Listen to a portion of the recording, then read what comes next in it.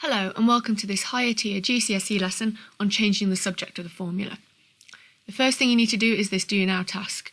You're going to factorise the following quadratic expressions.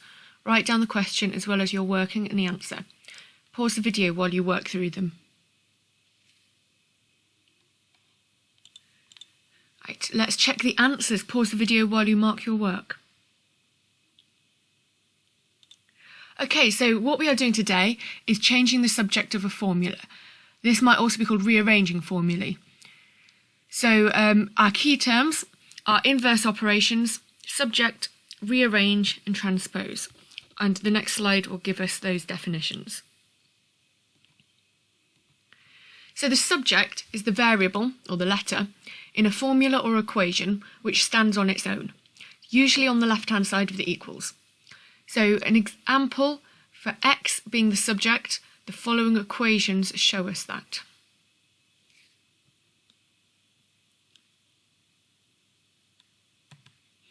So to change the existing subject to a different variable, we have to rearrange, sometimes called transposing. So we have to rearrange the formula to get to that variable on its own on the left-hand side. And you do this by using inverse operations, the same way we do if we were solving an equation. So in an example where we solve an equation, we would subtract the 7, which gives us 2x equals 6, because subtracting 7 is the inverse of adding 7. We'd then divide both sides by 2 to give us x equals 3, and divided by 2 is the inverse operation of multiplying by 2. So that's what we do for an equation. But for a formula, the difference is that we're not going to get numerical values on each step. We're going to have an algebraic expression. Let's look at some examples. So first of all, we want to make m the subject of this formula. That means we need m equals. So having a look at it, we're going to copy this down. It currently says t equals m take away 3. Well, the opposite of taking away 3 is to add 3. So if we add 3 to both sides, we get t plus 3 equals m, and we can just switch that round to get m equals. Second example, find the formula from the formula p equals 4t, we want to express t in terms of p. That is another way of asking you to rearrange or change the subject. If it's expressed t, that means we want t equals. So currently the t is being multiplied by 4. The inverse of that is to divide by 4.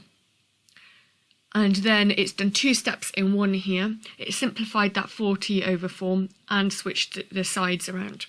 We end up with t equals p over 4. Have a go at some of these yourselves. Write down the initial formula, show any steps of working as well as writing the answer. Pause the video while you work through them. Here are the next set of questions. Again, pause the video while you work through them. Okay, mark those questions that you have just worked through. Pause the video to do that. Right, let's have a look at another example. So this is slightly more tricky. There's more steps to this. So we want to make m the subject of the formula. C equals 2m squared plus 3. Well, the first step that we're going to do is subtract a 3. So that's the inverse of adding 3. So we get c take away 3 equals 2m squared. We're going to divide both sides by 2.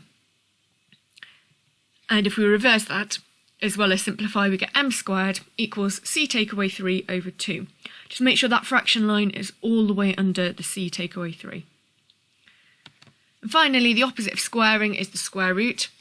So m equals the square root of c take away 3 over 2. Make sure the square root goes around the whole of that expression. Okay, have a go at these slightly more challenging questions. Pause the video while you work through them. Okay, and 3 more to do. Pause the video again. Okay, mark those questions. Pause the video to do that. You'll notice that on question 20 there are 2 versions of the answer that you could have. The first one is really the most simplified version. The alternative answer is what you may have got with your working, but really we shouldn't have a fraction within a fraction. Okay, so let's have a look at some worded questions now. So we're going to have a couple of examples for these.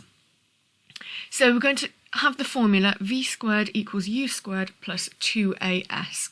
This is a formula that you may come across in the mechanics part of A-level maths and in physics.